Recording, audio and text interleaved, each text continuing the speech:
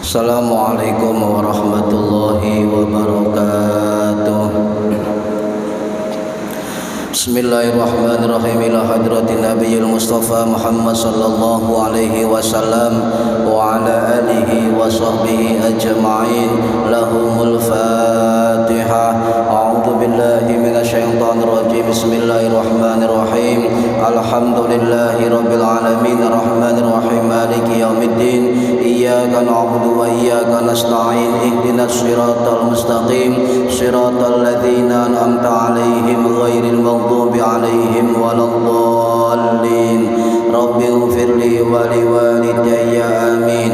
Hadiyatan minna ila arwahi masyayikhina wa limu'allimina wa limurabbi ruhina wa liman ajazana wa liulama'ina wa limursyidina wa limuassis nahdlatil ulama ajma'in wa li awliyati sa'ati wa li sawa ajma'in, khususan ila ruhi musannif kitab Sulamut Taufiq al-Allama as-Sayyid al-Faqih al-Alim as-Syekh Abdullah bin Husain bin Tahir bin Muhammad Hashim Ba'alawi wa usulihim wa furu'ihim wa asbajihim wa dhuriyatihim wa ahli silsilatihim wa muridihim wa muhibbihim wa jama'iyatihim radhiyallahu anhum. Syai'ulillahi lana wa lahumul Fatihah. A'udzu billahi minasyaitonir rajim. Bismillahirrahmanirrahim. Alhamdulillahi rabbil alamin arrahmanir rahim maliki yaumiddin. Iyyaka na'budu wa iyyaka nasta'in. Ihdinas siratal mustaqim. Siratal ladzina an'amta 'alaihim ghairil maghdubi 'alaihim waladdallin. Rabbi ighfirli wa liwalidayya amin. Bi barakati majelis ilmu, mugi-mugi kita lan keluarga kita sedaya diparingi sehat wal afiat lahir batin, kathah lan barokah rezekine, selamat dunya akhirat lan boten wonten alangan ganggon menapa-menapa biidnillahi wa ridallah. Lahumul Fatihah.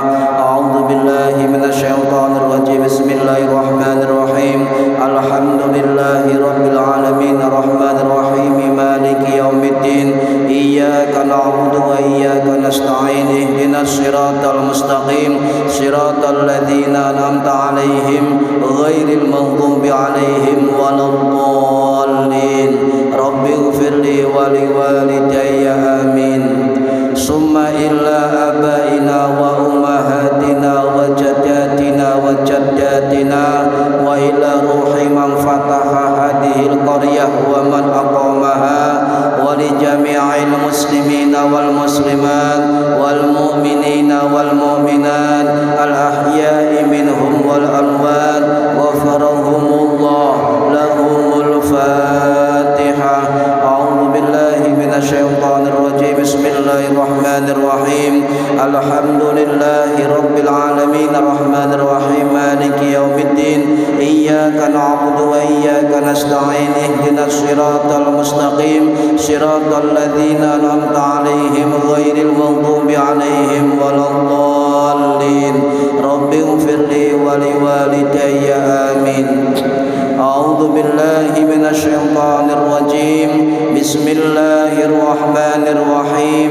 Alhamdulillahi rabbil alamin. Allahumma shalli wa sallim ala sayyidina Muhammadin wa ala alihi wa sahbihi ajma'in. Wa la hawla wa la quwwata illa billahil aliyyil azim. Amma ba'du. Engkang Allah hormati para bapak, para ibu, jamaah pengajian rutin kitab Sulamut Taufiq. Mudah-mudahan khususnya yang hadir fi hadzal majlis dan umumnya yang mendengarkan mendapatkan barokah, maslahah, manfaat wa ni'mata wa wasa'adah wassalamah wassafa'ah fid dini wad dunya wal akhirah. Amin ya rabbal alamin. Monggo diniati dalam hati kita masing-masing niat golek ilmu lillahi ta'ala lan niat iktikaf fi hadzal masjid lillahi ta'ala. Para hadirin yang saya hormati, halaman 36. Bismillahirrahmanirrahim. Wa ayyazida lan yen to nambahi sapa wong fi sil'atin ing dalem barang dagangan liya ghurra krana mbujuki sapa wong ghairahu ing liyane wong. Wa ayyafruqa lan yen to misaken sapa wong bainal jariyati ing dalem antarane jariyah hamba perempuan wa walid wa waladiha lan anake jariyah qablat tamyizi sadurunge tamyiz. Para hadirin rahimakumullah, ini termasuk hukumnya haram, nggih. Napa haram? Yaitu perbuatan yang menaikkan harga penawaran barang dengan melibatkan orang lain yang bukan pembeli, sehingga pembeli aslinya itu terpikat dengan harga yang tinggi. Ini haram. Para hadirin rahimakumullah, sebelum kita terjun ke dunia bisnis, dunia perdagangan, dunia pasar, maka kita perlu untuk mempelajari tentang dasar-dasar atau ilmu di dalam Islam tentang perdagangan, termasuk ayat-ayat Quran dan hadis-hadis Kanjeng Nabi Muhammad sallallahu alaihi wasallam. Salah satu ayat dalam Al-Quran sampai tingali surat An-Nisa ayat 29, Allah subhanahu wa ta'ala dawuh, a'udzu billahi minasyaitonir rajim, ya ayyuhalladzina amanu la ta'kulu amwalakum bainakum bil batil illa an takuna tijaratan antaradin minkum. Wahai orang-orang yang beriman, janganlah kamu sekalian memakan harta sesamanya dengan cara yang batil, kecuali dengan jalan antaradin minkum, dengan jalan suka sama suka. Dengan jalan ridho, dengan ridho, saling meridhoi di antara kamu. Ayat ini jelas menjadi dasar yang kuat bagaimana kita yang berkiprah di dunia bisnis atau perdagangan atau pasar itu la ta'kulu amwalakum bainakum illa an takuna tijaratan antaradin. Oleh karena itu para sahabat Nabi, para sahabat Nabi banyak yang terjun ke dunia perdagangan. Para ulama-ulama salaf juga banyak yang terjun ke dunia perdagangan. Ulama-ulama hadis juga sebagian terjun ke dunia jual beli. Bahkan ulama-ulama besar hadis itu juga berdagang dan sebagainya. Jadi ibadahnya beliau, majelis taklimnya orang-orang dulu mengajarkan ilmu, tidak mengganggu terhadap perdagangannya. Bahkan salah satu imam mazhab yang bernama Imam Abu Hanifah itu setiap siang itu berdagang di pasar, Pak. Pendiri mazhab, ulama fikih juga berdagang jual beli di pasar. Mengapa? Sebab salah satu sumber rezeki yang terbesar kata Nabi adalah di dunia perdagangan, dunia bisnis. Nabi dawuh tis'atu a'syari rizki fit tijarah. 9 dari 10 sumber rezeki itu fit tijarah, ada di dalam perdagangan. Jadi 9 sampai 10 pintu rezeki itu ada di dunia perdagangan. Kenapa demikian? Sebab para sahabat Pak itu dulu berdagang dan kaya raya. Contoh ngeten. Contoh sahabat-sahabat Nabi yang berdagang adalah Sayyidina Abu Bakar As-Siddiq radhiyallahu an, Sayyidina Umar bin Khattab radhiyallahu an, Sayyidina Utsman bin Affan radhiyallahu an, Sayyidina Ali bin Abi Thalib karamallahu wajhah, Sayyidina Thalha bin Ubaidillah radhiyallahu anhu. Kemudian sahabat Nabi yang bernama Ibnu Umar radhiyallahu anhu, sahabat Zubair bin Awam radhiyallahu anhu. Dan ada satu sahabat Nabi yang kaya raya, konglomerat, jarang diketahui oleh umat Islam. Siapa beliau?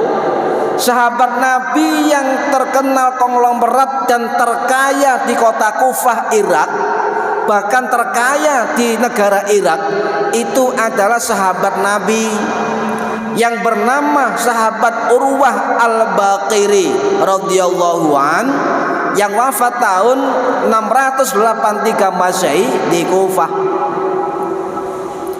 Ini jarang diketahui oleh kita.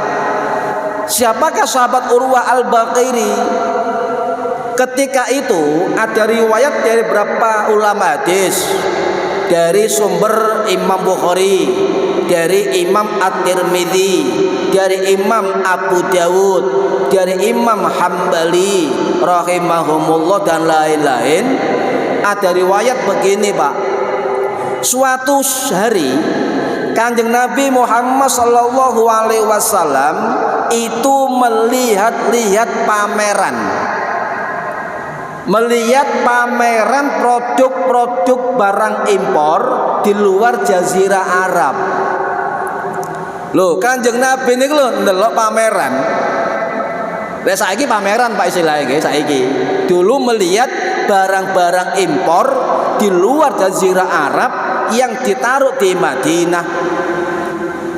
Nabi melihat, dan di situ ada sahabat Urwah Al-Baqiri dipanggil oleh Nabi.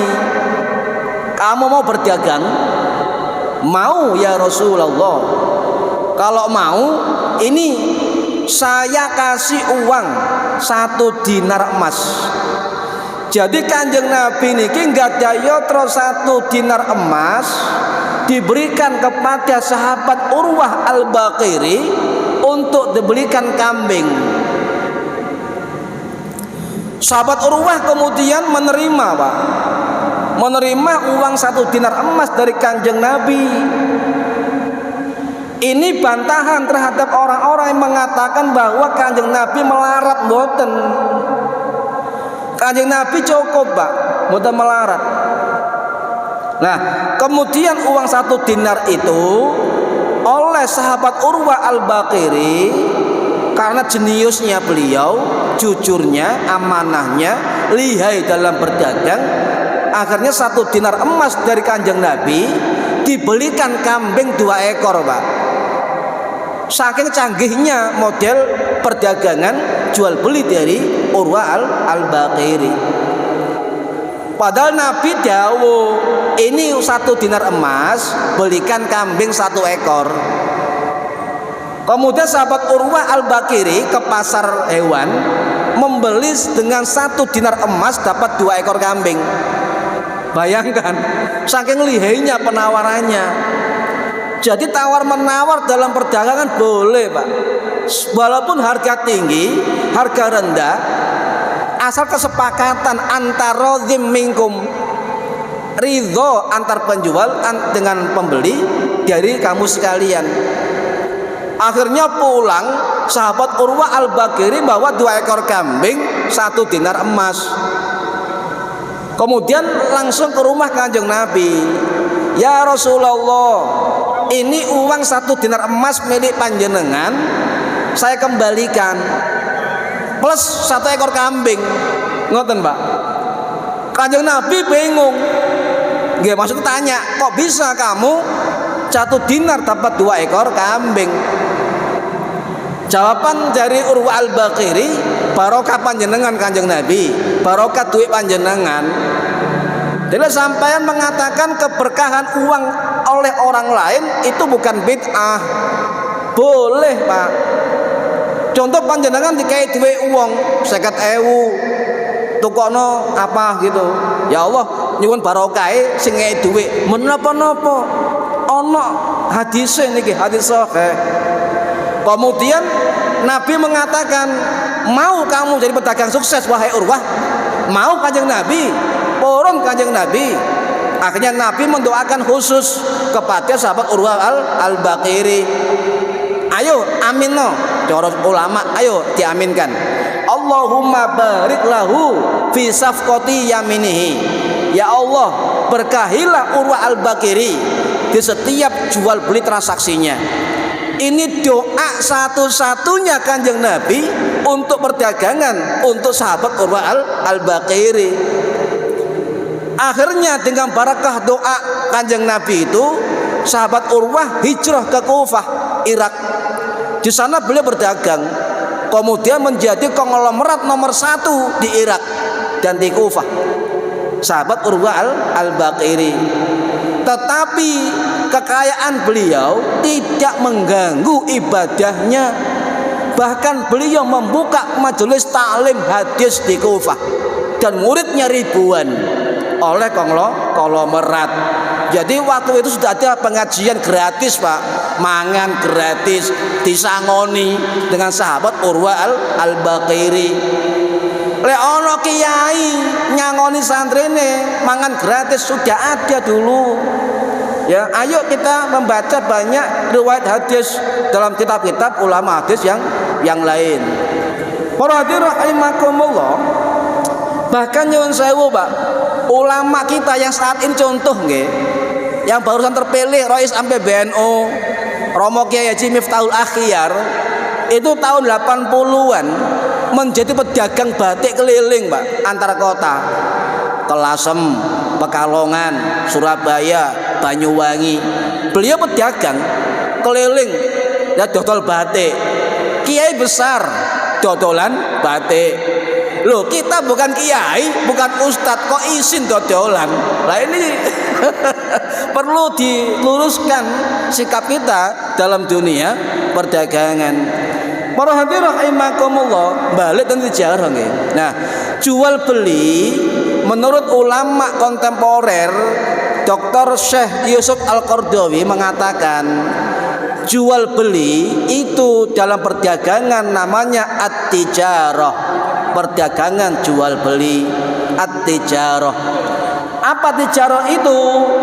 Membeli as-sil'ah, membeli barang dagangan, kulaan, membuat, dijual kembali dan mendapatkan keuntungan. Ini namanya at-tijarah bis-sil'ah, perdagangan dengan jual beli barang atau kulaan barang, diatur di dalam fikih dan agama Islam. Karena dalam perdagangan, Pak, jangan melihat besar kecilnya toko yang dijual oleh orang. Jangan dilihat banyak kecilnya barang yang dijual. Jangan dilihat siapa yang menjual. Tetapi ada satu rahasia terkandung di dalam perdagangan jual beli barang, yaitu keberkahan dan keutamaan langsung dari Allah Subhanahu wa ta'ala. Bahkan Kanjeng Nabi mengatakan ngeten, at-tajirus sadukul amin ma'an nabiyyin was-solihin was-siddiqin was-syuhada. Pedagang yang jujur yang nantinya bersama para nabi, bersama para kaum solihin, bersama para orang-orang siddiqin dan kaum syuhada. Ini dawuh Kanjeng Nabi, riwayat sahabat Abu Sa'id Al-Khudri radhiyallahu anhu yang wafat tahun 643 Masehi di Madinah, di Baqi Madinah.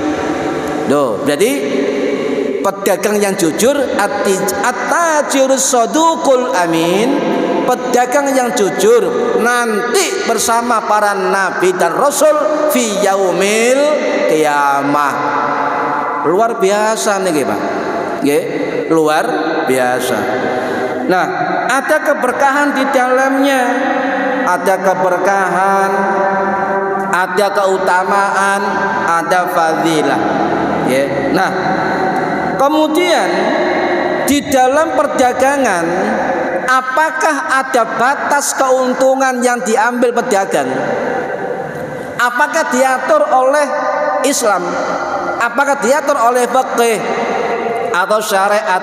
Tidak diatur. Tidak ada penjelasan berapa persen keuntungan yang diambil dari perdagangan, tidak ada. Tetapi para ulama-ulama kita itu memberikan rambu-rambu terhadap para pelaku perdagangan. Yaitu memberikan rambu-rambu dalam pelaku perdagangan, memudahkan pembeli, memudahkan pasar, tidak berbohong, tidak berdusta dan sebagainya. Kalau amanah, jujur dan sebagainya terlampaui, kemudian batine akeh, ya enggak apa-apa. Sebab agama tidak ada keterangan berapa batasan keuntungan yang diambil dari perdagangan, tetapi agama mengatur adab-adab jual beli dan etika yang terkait kehidupan kita fi yaumil qiyamah. Lek jujur barokah, gak jujur amblek. Itu saja, ya. Jadi misalnya ada pembeli, makanya ada pepatah mengatakan pembeli itu raja. Duh, betul Pak. Kalau kita kayak hadis Kanjeng Nabi dari riwayat Mu'adz bin Jabal radhiyallahu an dan juga riwayat sahabat Anas bin Malik radhiyallahu an, hadis sahih. Salah satu kaidah jual beli, ingat hadis Kanjeng Nabi, yassiru wala tu'assiru, permudahkanlah jangan dipersulit, basyiru wala tunaffiru, gembirakanlah jangan membuat dia lari. Loh kan? Jadi gembirakan, senangkan, mudahkan, ya. Kalau mereka ridho terhadap apa yang kita lakukan, maka keberkahan akan turun langsung dari Allah Subhanahu wa taala. Niki. Ya. Wa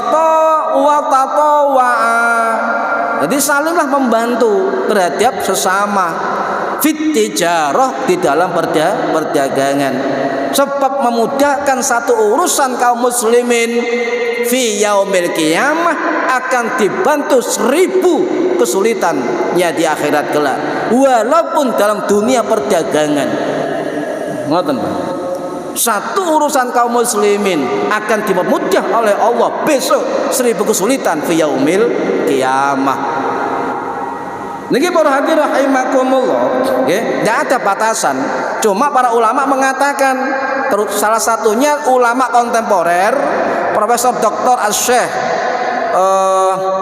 Wahbah bin Mustafa Az-Zuhaili As-Syafi'i rahimahullah, yang wafat tahun 2015 yang lalu di Suriah.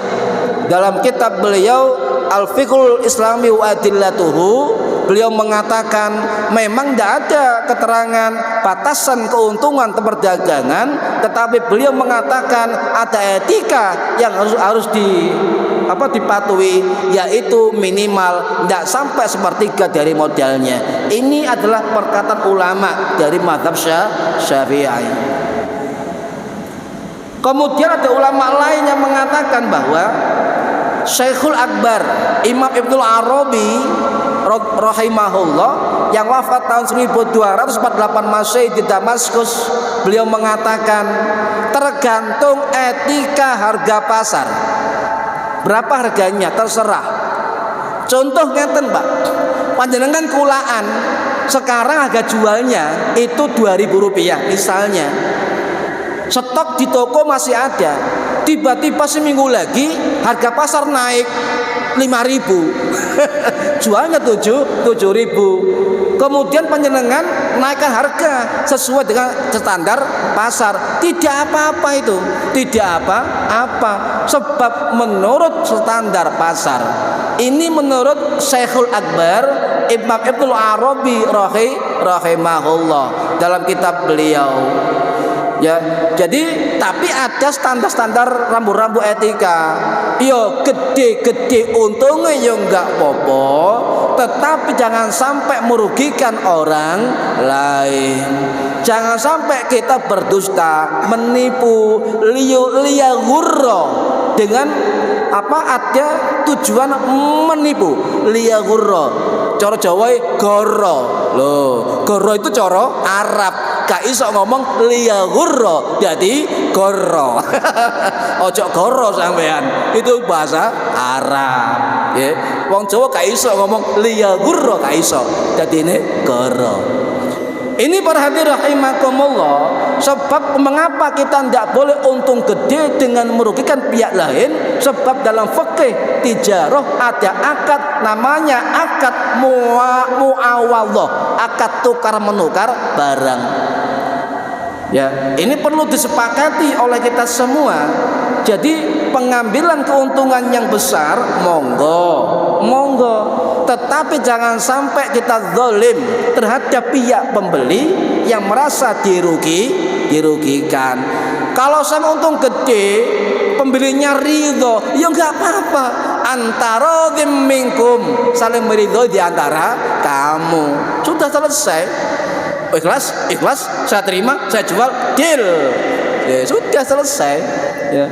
Oh ya untung gede, ya gak apa-apa untung gede sakarepe, sebenarnya antara dan tidak menipu. Ini para hadirin rahimakumullah, makanya ada konteks ridho Pak di dalam perdagangan. Hati-hati, sebab kata ridho itu terkait keberkahan, terkait keutamaan, terkait fadilah minallah. Contohnya kan, keridhaan seseorang menjadi pembeli, keridhaan seseorang menjadi penjual, tidak boleh di antara keduanya mempraktekkan cara-cara curang dan dusta. Baik harganya, baik barangnya, barang elek diwara api, barang api, ya kayak contoh sing ditokno barang elek, hati-hati. Ya, ini azab bukan berkah, ya. Nah, ada suatu bisnis dalam kitab ini yang diharamkan. Ada pihak-pihak menjual barang dengan cara sandiwara. Jadi ada pembeli palsu. Contoh, saya jual HP, harganya berapa? 2 juta. Ada 4 orang pembeli palsu supaya harga bisa naik. Duh, saya berani 2 juta, 3,5, 4,5 dengan macam-macam. Tapi ini tujuannya adalah agar harga biar naik dan pembeli aslinya terpikat oleh kecurangan. Ini diharamkan, tidak boleh, Pak. Nah, di dalam fikih dinamakan bai' najash. Jual beli dengan kecurangan, dengan maksiat. Bai' najash, dan orangnya namanya an-najis, bukan najis. Nggak isin gede. Lek najisin cilik, najis. Lek an-najis itu namanya pedagang yang dusta, pedagang sing goroi. Ini tidak boleh. Ini haram tidak boleh. Ada penawar palsu biar harganya biar naik. Jadi baik najas atau jual beli najas dengan tipu daya itu adalah ada unsur khadi'ah, ada unsur rekayasa harga, ada unsur rekayasa barang, ada provokasi harga, ada pemalsuan dan sebagainya, sehingga menyebabkan permintaan harga tinggi terhadap barang tersebut. Digoreng-goreng jadi 2 juta mundak 6 juta. Nah ini perantaranya palsu kabeh gak tuku. Ini tidak boleh, Pak. Tidak boleh, ya. Jadi menyuruh orang lain dibayar supaya bisa menaikkan harga barang. Itu namanya provokasi dalam perdagangan. Tidak boleh. Mengapa nggak boleh ngeten? Di dalam jual beli dengan pembeli-pembeli palsu tadi ya, itu bisa menciptakan kesan, oh banyak orang yang suka dengan barangnya. Ada kesan, oh banyak pembeli yang mau dengan harga lebih tinggi. Oh penjualnya itu kesannya track recordnya bagus. Oh sebagainya, pokoknya caranya ya apa, itu bisa harga lebih tinggi. Ini tidak boleh, tidak boleh. Fi syar'i az-ziyadatu fi thamani silah. Dalam syarak ya, konsep baik najas itu menambah az-ziyadatu fi thamani silah. Ya, fi thamani silah, menambah barang dagangan dengan harga yang tinggi dengan cara-cara tadi. Wa thammat tijaru wa thamman najishu wa thammat tajishu, itu termasuk pedagang curang, Pak. Wa thamman najishu, shin, pedagang curang ya. Kenapa? Li'annahu yuthirur rahbata fiha, menyebabkan orang lain terpikat tipu dayanya untuk membeli, kemudian terjadi wa yarfa'u zamanaha, terjadi kenaiknya harga barang. Tidak boleh, tidak boleh. Loh, ini hadis Nabi, dawuh Kanjeng Nabi, riwayat sahih saking sahabat Ibnu Umar radhiyallahu anhu yang wafat tahun 693 Masehi di Mekah. Apa? Rasul bersabda, nahan Nabiyyu sallallahu alaihi wasallam anin najshi. Rasul melarang terhadap perbuatan najas, yaitu tadi ya, jual beli dengan cara curang, melibatkan banyak orang agar harga semakin tinggi, tapi orangnya palsu semua ya. Juga dari riwayat Abu Hurairah, Pak.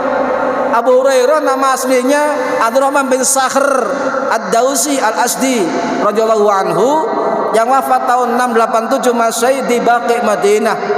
Beliau mengatakan Nabi dawuh wala tanajashu, shin nggih, ya tanajashu, dan janganlah kamu sekalian jual beli dengan cara najas, diharamkan nggih, diharamkan. Tetapi dalam fikih itu ulama beda pendapat. Apakah prakteknya yang haram, akadnya sah, ataukah prakteknya haram, akadnya sah, hasilnya halal? Beda pendapat. Tetapi kitab Selamat Taufik mengatakan kalau jelas-jelas kecurangannya memakai cara bai'i najas, maka itu haram. Nah, ulama beda pendapat. Sebagian ulama mengatakan makruh, sebagian ulama mengatakan boleh. Nah, ada keterangan dari ulama besar mazhab Hambali, ya, Syekhul Islam Al-Imam Al-Alama Al-Faqih Ibnu Qudamah Al-Hambali Ad-Dimashqi rahimahullah yang wafat tahun 1233 Masehi di Damaskus. Dalam kitab Al-Mughni Syarah Mukhtasar Al-Khiraqi, beliau mengatakan praktek jual beli itu haram, tetapi akadnya sah. Loh, ini dari mazhab Hambali. Okay. Ada yang mengatakan akadnya rusak, hasilnya tetap haram. Ada yang mengatakan boleh menurut dari pendapat sebagian besar dari ulama mazhab Hanafi dan ulama mazhab Syafi'i. Apa kata ulama itu? Sebagian besar mazhab Maliki dan Syafi'i mengatakan akad jual beli hasil jual beli najas tadi itu sah, tetapi para pelakunya berdosa besar. Ini menurut sebagian besar dari ulama mazhab Maliki dan ulama mazhab Syafi'i. Ya, ini dosa besar. Sah tapi dosa besar. Ada keterangan dari salah satu ulama besar Syafi'i, ya, Al-Muhaqqiq fi mazhab Syafi'i, yaitu Al-Imam Ar-Rafi'i As-Syafi'i rahimahullah yang wafat tahun 1226 Masehi di Iran. Beliau mengatakan praktek najas yang tadi itu bagi sebagian mazhab Syafi'i sihhatul bai'i, ya, bil ithmi, sah jual belinya, bil itsmi, tetapi berdosa. Ulama-ulama mengatakan lebih baik menghindari dengan cara-cara seperti itu, seperti khawatirkan tidak mengandung keberkahan. Niki para hadirin rahimakumullah, sing penting dagang niku berkah. Kalau berkah pasti jujur. Lek jujur maka dawuh Nabi akan terjadi at-tajiru ma'an nabiyyina wasiddiqina wasyuhada. Pedagang yang jujur bersama para nabi, bersama orang-orang yang siddiq dan para syuhada, terjadi nanti fi yaumil kiamah. Loh, bagaimana dengan lelang? Sebab melibatkan banyak orang. Nah, lelang ini Pak perlu dibedakan dengan baik najas. Kalau baik najas tadi melibatkan orang-orang pembeli palsu. Di dalam hukum lelang atau muzayadah dalam fikih itu boleh ya, jual beli lelang itu namanya muzayadah. Zada yazidu ziyadah, artinya bertambah atau berlipat-lipat. Biasanya kalau di Arab itu dikatakan banyak orang diundang lelang, harga dasar sekian, kemudian mengatakan man yazid, siapa menambahkan harga, siapa menambahkan harga ya. Nah, ulama-ulama sepakat dengan cara lelang seperti itu boleh dan halal ya, boleh dan halal. Bahkan sebagian besar sahabat Kanjeng Nabi dan juga perilaku para tabi'in itu juga melakukan lelang barangnya, boleh ya. Profesor Dr. Wahbah Az-Zuhaili dalam kitab Al-Fiqh Islami wa Adillatu beliau mengatakan hukum lelang barang itu halal dan tidak ada kemakruhan sama sekali ya.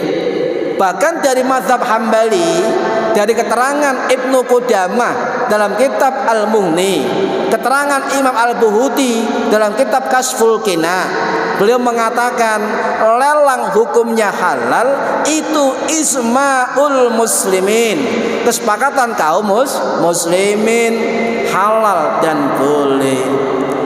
Tetapi Imam Syafi'i itu memberi rambu-rambu Pak.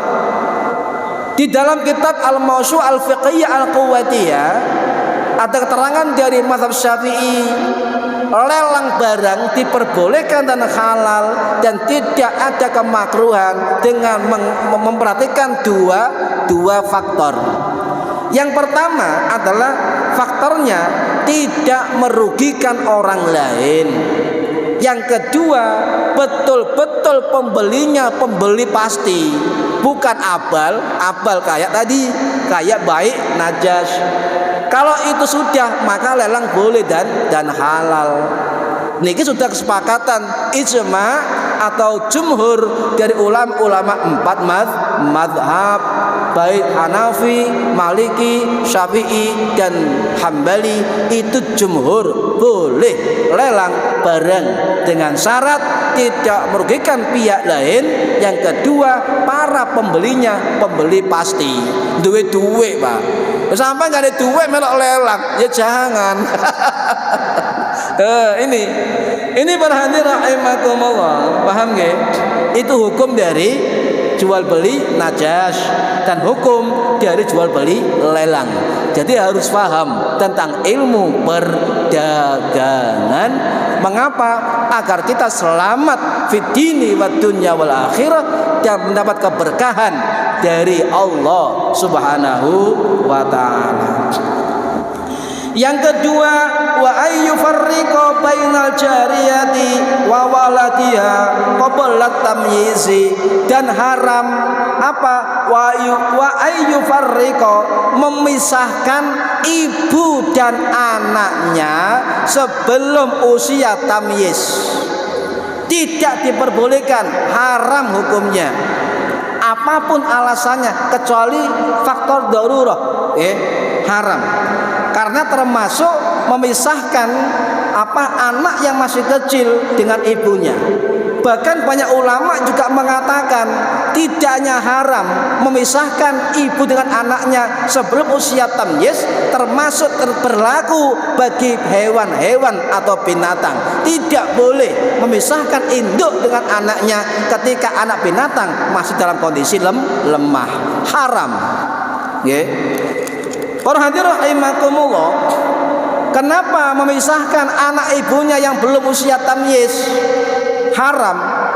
Nah, di dalam fikih Syafi'i, menurut keterangan Syekh Wahbah Az-Zuhaili dalam kitab beliau Al-Fiqhul Islami wa Adillatuhu, ada 5 hak anak, ya, 5 hak anak yang harus dipenuhi oleh orang tuanya, oleh kaum muslimin. Ya, apa? Hak nasab, keturunan. Yang kedua, hak persusuan. Yang ketiga, hak nafkah dan tarbiyah. Yang keempat, hak perwalian. Yang kelima, hak pengasuhan. Ya, ini 5 hak yang harus dipenuhi oleh anak-anak yang terkena imbas perceraian, terkena imbas pertengkaran kedua orang tuanya. Ya, kalau cerai pasti 2 pilihan, Pak. Anak terlantar. Yang kedua apa? Perebutan hak asuh anak. Pasti terjadi. Nah, di dalam fikih diatur betul ini, Pak.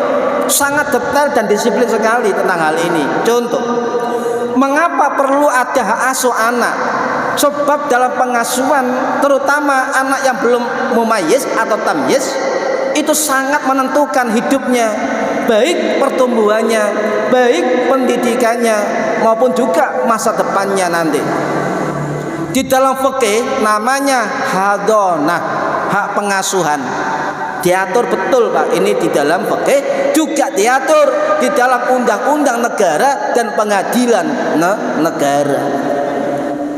Apa itu hadonah, pengasuhan? Yaitu bentuk merawat orang yang belum mandiri. Itu hadonah yang berlaku bagi anak yang belum tamyiz atau usia mumayyiz. Kalaupun ada anak akibat perceraian ataupun apapun faktornya, tidak ada yang peduli, maka itu bentuk kezaliman yang besar. Saya ulangi, andai kata ada anak kaum muslimin yang belum mumayyiz, belum tamyiz, ditelantarkan baik oleh orang tuanya, kemudian dibiarkan oleh kaum muslimin, maka itu salah satu bentuk kezaliman yang besar. Makanya negara membuat aturan untuk memperhatikan anak-anak kecil. Sudah selesai, kita gugur, Pak. Kita diatur oleh negara. Para hadirin rahimakumullah. Jadi Islam itu mengatur hak hadonah, hak pengasuhan anak terhadap ibunya. Meskipun itu akibat dari perceraian, akibat dari pertengkaran, akibat dari perselisihan, tukaran antar keluarga, akhirnya anak terlantar. Ini hati-hati, pertanggungjawabannya fi yaumil qiyamah. Ya. Nah, hak itu dalam fikih Syafi'i juga mazhab lain, Pak. Itu dikatakan, terutama saya ambil dari keterangan kitab Al-Fiqhul Manhaji ala Madzhabil Imam Syafi'i, karangannya 3 ulama besar Kairo, Syekh Said Mustafa, Syekh Mustafa Dzib Al-Bugha, Syekh Mustafa Said Al-Khin, dan Syekh Ali Asyurbaji. Itu mengatakan dalam kitab beliau, hak hadonah, hak pengasuhan terhadap anak yang belum mumayyiz atau tamyiz itu berada di pihak ibunya.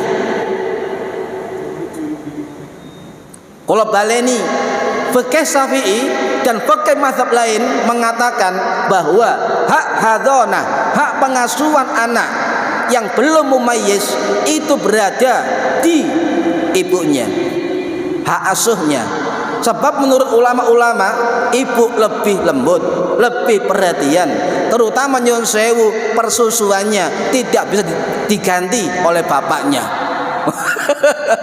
Masa bapak iso nyusoni gak iso kan. Makanya lebih berat terhadap ibunya daripada bapaknya. Andai kata terjadi perceraian kemudian ibunya meninggal, siapa yang paling berat hadonah mengasuh? Dalam fikih dikatakan bukan bapaknya. Bukan bapaknya, siapa? Mbahnya perempuan, bebeknya perempuan, ibunya mbahnya yang perempuan. Ada aturannya. Niki para hadirin rahimakumullah. Jadi hati-hati Pak, bagi yang bercerai hati-hati. Sebab pengasuhan anak itu kalau salah langkah, tidak perhatian, tidak tanggung jawab, ditelantarkan dan sebagainya, maka tanggung jawab kita akan ditanya oleh Allah Subhanahu wa taala fi yaumil qiyamah. Adzan. Nah, kok cepet. Tambah titik nggih. Kemudian ditinggas nggih. Kalau dalam hukum formal ya, di Undang-Undang Perlindungan Anak, hak pengasuhan harus diperhatikan. Nanti kalau putusan amar pengadilan harus mencantumkan hak asuh, siapa yang mengasuh, dan kemudian dicantumkan kedua orang tuanya berhak untuk berhubungan dan bertemu dengan kedua orang tuanya. Kalau nanti tidak boleh bertemu atau ditutup-tutupi, maka itu bisa menjadi alasan gugatan untuk mencabut hak asuh anak. Paham nggih? Nah niki hati-hati nggih. Mugi-mugi manfaat fid dini wad dunya wal akhirah. Al-Fatihah. A'udzubillahi minasyaitonir rajim. Bismillahirrahmanirrahim. Alhamdulillahirabbil alamin arrahmanir rahim maliki yaumiddin. Iyyaka na'budu wa iyyaka nasta'in ihdinas siratal mustaqim. Siratal ladzina an'amta 'alaihim ghairil maghdubi 'alaihim waladdallin. Rabbi ighfirli wa liwalidayya amin. A'udzubillahi minasyaitonir rajim. Bismillahirrahmanirrahim. Allahumma shalli wa sallim wa barik ala sayyidina Muhammad walhamdulillahi rabbil alamin. Allahumma alimna ilmal Qur'an wa alimna ilma la ilaha illallah wa alimna min ladunka ilman nasiru bihi kamil mahyati wal mamat. Wa sallallahu ala sayyidina Muhammad walhamdulillahi rabbil alamin. Wallahu a'lam bishawab. Assalamualaikum warahmatullahi wabarakatuh.